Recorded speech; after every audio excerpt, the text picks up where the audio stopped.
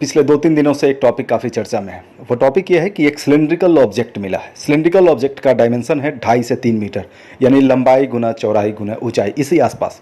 इस तस्वीर के माध्यम से आप समझ सकते हैं कि इसका आकार कितना बड़ा है।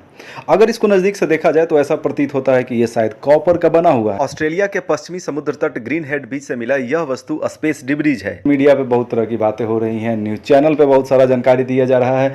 इस मामले को हुए 2-3 दिन बीत चुका है। 2-3 दिनों से जो संशय बरकरार था, उस संशय से काफ़ी हद तक पर्दा उठ चुका है।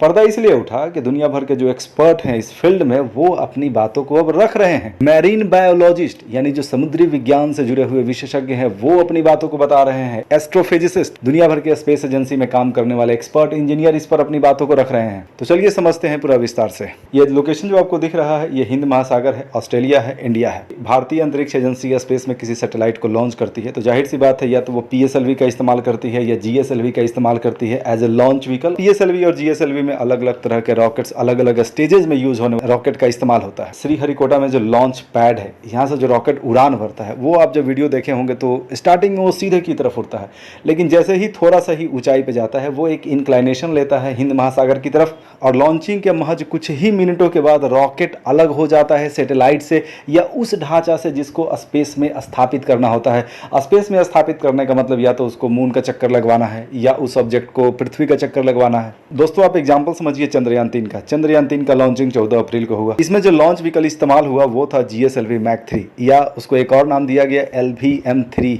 चंद्रयान को पृथ्वी के कक्षा तक पहुंचाने वाले जो GSLV Mach 3 का सिस्टम था, उसमें 3 तरह का अपर थ्रस्ट पैदा करने वाले सिस्टम था, यानी 3 ढांचा ऐसा था जो चंद्रयान को ऊपर की तरफ ले गया। सबसे पहले जो ढांचा इस्तेमाल हुआ वो था सॉलिड रॉकेट बूस्टर। आप तस्वीर में देख सकते हैं, दोनों किनारों पे लगा हुआ था। उसके बाद बीच में लिक्विड स्टेज रॉकेट इंजन, और इन दोनों के ऊपर था क्रायोजेनिक इंजन का ढांचा। यानी ये जो 3 अपर थ्रस्ट पैदा करने वाले जो सिस्टम था, यानी ऊपर की तरफ फोर्स लगाने वाला सिस्टम था, इसके माध्यम से ही चंद्रयान 3 अभी धरती के कक्षा में चक्कर लगा रहा है। धरती के कक्षा में अभी वो पार्किंग कर रहा है, अपना ऑर्बिट धीरे धीरे बढ़ाते 1 अगस्त को चंद्रमा की तरफ मूव कर जाएगा। GSLV Mach 3 2:35 पे उड़ान भरता है। महज 16 मिनट के अंदर solid rocket booster, liquid rocket booster और क्रायोजेनिक इंजन इससे अलग हो जाता है। शुरुआत में इसका स्पीड था 1627 किलोमीटर पर आवर। 16 मिनट बाद स्पीड कई हजार किलोमीटर पर आवर हो जाता है। GSLV Mach 3 का जो तीनों अलग अलग स्टेज का डिब्रीज था, वो महज 16 मिनट के अंदर ही गिर चुका है हिंद महासागर में। वो डिब्रीज अभी कहाँ है, इसका भी पता नहीं है। तो यहाँ से 2 चीजें निकलकर सामने आ रही हैं। एक तो यह है कि श्रीहरिकोटा से जो रॉकेट लॉन्च किया जाता है इसरो के द्वारा, वो रॉकेट हिंद महासागर में ही गिरता है। अब जाहिर सी बात है, ये जो मलबा है रॉकेट का हिस्सा है, यानी स्पेस टेक्नोलॉजी में जो रॉकेट यूज होता है उसका हिस्सा है। इससे एक चीज और बात निकलकर सामने आता है कि ट्रैकिंग सिस्टम क्यों नहीं है। अब चूंकि जाहिर सी बात है, कोई भी दुनिया का स्पेस एजेंसी हो, वो रॉकेट को जब लॉन्च करता है, उस रॉकेट को समुद्र में गिरना ही गिरना है, तो ट्रैकिंग क्यों नहीं किया जाता है। इससे पता चल सकेगा कि कौन सा डिब्री कहाँ पे गिरा हुआ है। जैसे चंद्रयान 3 को ले जाने वाला GSLV Mach 3, उसका सॉलिड रॉकेट बूस्टर कहाँ गिरा है पता नहीं है, लिक्विड रॉकेट बूस्टर कहाँ गिरा है पता नहीं है, क्रायोजेनिक इंजन का मलबा कहाँ गिरा है पता नहीं है। तो ट्रैकिंग सिस्टम होना जरूरी है। यूरोपियन स्पेस एजेंसी के एक्सपर्ट इंजीनियर का ये कहना है कि ये जो ढांचा है, इसका शेप और साइज को देखते हुए ये क्लियर है कि ये इसरो के ही किसी लॉन्च व्हीकल का अपर पार्ट है। ऑस्ट्रेलियन स्पेस एजेंसी के एक्सपर्ट का भी कुछ ऐसा ही कहना है। वहीं ऑस्ट्रेलियन नेशनल यूनिवर्सिटी के एस्ट्रोफिजिसिस्ट डॉक्टर डोरिस ग्रोसे का ये कहना है, ये जो ढांचा है भारतीय स्पेस एजेंसी के किसी लॉन्च व्हीकल का 3rd स्टेज का फ्यूल सिलेंडर है। जिन 3 एक्सपर्ट के बारे में मैंने दोस्तों आपको बताया, उनके बातों से यह स्पष्ट है कि ये जो ढांचा है इसरो के लॉन्च व्हीकल का अपर पार्ट है। अब इसरो के लॉन्च व्हीकल का जो अपर पार्ट है, जो 3rd स्टेज है, वो कहाँ कहाँ होता है, चलिए जरा उसको देखते हैं। इसको समझने से पहले आपको PSLV और GSLV में क्या अंतर होता है वो थोड़ा समझना जरूरी हो जाता है। अगर PSLV की बात करें, पोलर सैटेलाइट लॉन्च व्हीकल, इस लॉन्च व्हीकल के माध्यम से जो सैटेलाइट लॉन्च किया जाता है, जो सैटेलाइट पृथ्वी के ऑर्बिट में स्थापित किया जाता है, वो पोलर ऑर्बिट में चक्कर लगाने वाला होता है। पोलर सैटेलाइट लॉन्च व्हीकल के माध्यम से हल्के पेलोड को ले जाया जाता है। पेलोड कहने का मतलब वैसा कोई भी वस्तु जिसको स्पेस में जाकर के स्थापित करना होता है। PSLV में 4 स्टेज रॉकेट लगे हुए रहते हैं, सॉलिड, लिक्विड, सॉलिड, लिक्विड। इसका मतलब ये हुआ कि PSLV रॉकेट जब उड़ान भरता है तो सबसे नीचे में जो सॉलिड रॉकेट होता है, उसमें सबसे पहले इग्निशन होता है, वो सबसे पहले काम करता है। कुछ ऊंचाई पे ये सिस्टम जाएगा, उसके बाद नीचे वाला सॉलिड रॉकेट अलग हो जाएगा, उसके बाद लिक्विड रॉकेट इंजन काम करेगा, फिर उसके बाद सॉलिड, फिर लिक्विड। PSLV के द्वारा कौन सा बड़ा अभियान लॉन्च किया गया है, तो वो है मंगलयान और चंद्रयान 1। इसके बाद बात करते हैं जीएसएलवी। जीएसएलवी का फुल फॉर्म हुआ जियो स्टेशनरी सैटेलाइट लॉन्च व्हीकल या जियो सिंक्रोनस सैटेलाइट लॉन्च व्हीकल। इसमें 3 स्टेज अपर थ्रस्ट सिस्टम होता है, solid rocket booster, liquid rocket booster और क्रायोजेनिक इंजन। अपर थ्रस्ट कहने का मतलब है जो ऊपर की तरफ फोर्स लगाए। आखिर स्पेस एजेंसी के लॉन्च व्हीकल का क्या काम है? अपर थ्रस्ट यानी ऊपर की तरफ फोर्स लगाते हुए सैटेलाइट को ऑर्बिट में एस्टैब्लिश कर देना।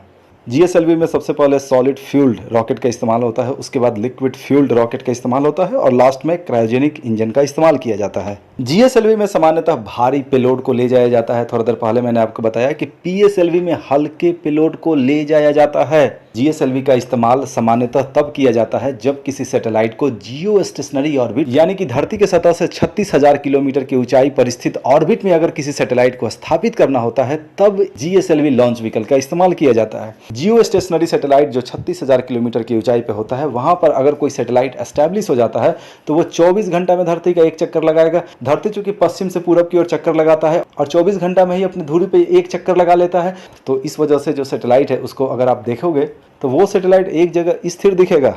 साथ ही साथ जीएसएलवी के द्वारा जियो सिंक्रोनस ऑर्बिट में भी सैटेलाइट को स्थापित किया जाता है। जियो सिंक्रोनस ऑर्बिट भी 36,000 किलोमीटर की ऊंचाई पर ही होता है, लेकिन ये इक्वेटर के ऊपर नहीं होता है। यानी जियो सिंक्रोनस ऑर्बिट में जो सैटेलाइट लगाया जाएगा वो सैटेलाइट इक्वेटर के साथ कुछ एंगल बना के धरती के चारों तरफ घूमता है। तो ये तो रहा जीएसएलवी का सामान्य यूज। क्या जीएसएलवी के द्वारा कोई बहुत बड़ा मिशन लॉन्च किया गया है? जी बिल्कुल, चंद्रयान 2 और चंद्रयान 3 का लॉन्चिंग जीएसएलवी के द्वारा ही किया गया है। दोस्तों, अब टॉपिक पे वापस लौटते हैं। टॉपिक ये था कि जो अलग अलग दुनिया के एक्सपर्ट थे उनका ये कहना है कि ये जो डिब्री मिला है ये 3rd स्टेज या 4th स्टेज है इंडियन लॉन्च व्हीकल का।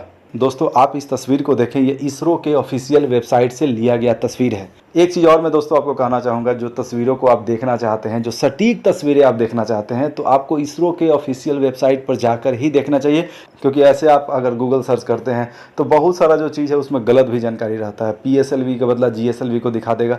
तो इसरो के ऑफिशियल वेबसाइट पर जाइए और सटीक जानकारी आपको वहाँ से मिल जाएगा। यहाँ पर 2 तस्वीर आपको दिख रहा है। एक है इसरो के वेबसाइट से लिया गया जीएसएलवी के क्रायोजेनिक इंजन का पार्ट, और जो बगल का तस्वीर है ये स्पेस डिब्रीज का है जो ऑस्ट्रेलिया के बीच से मिला है। दोनों तस्वीरों को अगर आप गौर से देखेंगे तो आपको हल्का फुल्का ऐसा जरूर ही महसूस होगा कि ये जो ढांचा है मे भी हो सकता है कि क्रायोजेनिक इंजन का ढांचा होगा, मे भी ऐसा फील हो सकता है आपको। इसके बाद आगे देखते हैं। दोस्तों, यहाँ पर जो 2 तस्वीर दिख रहा है, एक तस्वीर वही स्पेस डिब्रीज का है ऑस्ट्रेलिया वाला, और जो दूसरा तस्वीर है ये पीएसएलवी का तस्वीर है। पीएसएलवी के 3rd और 4th स्टेज का तस्वीर है। क्योंकि दुनिया भर के विद्वान और एक्सपर्ट भी बोल रहे हैं कि ये जो डिब्रीज मिला है तो इसरो के लॉन्च व्हीकल के 3rd या 4th स्टेज का ये फ्यूल टैंक है। जीएसएलवी से भी हमने मिलान किया, अब यहाँ पीएसएलवी के 3rd और 4th स्टेज से मिलान कर रहे हैं। अब दोनों तस्वीरों को देखिए, पीएसएलवी का 3rd और 4th स्टेज का जो तस्वीर है उसके जो इंटरनल पार्ट का तस्वीर है, इससे काफ़ी मिलता जुलता आपको प्रतीत होगा ये डिब्रीज। तस्वीरों में जो इतना मिलान है शायद इसी वजह से बहुत सारे लोग इसे पीएसएलवी का हिस्सा बता रहे हैं, लेकिन अभी भी ये तय होना बाकी है कि ये किस पीएसएलवी का हिस्सा है। दोस्तों, आपने स्पेसएक्स कंपनी का नाम सुना होगा। स्पेसएक्स कंपनी एलन मस्क का है। एलन मस्क का जो कंपनी है उस कंपनी ने रियूजेबल रॉकेट को डेवलप कर लिया है। रियूजेबल रॉकेट मतलब क्या?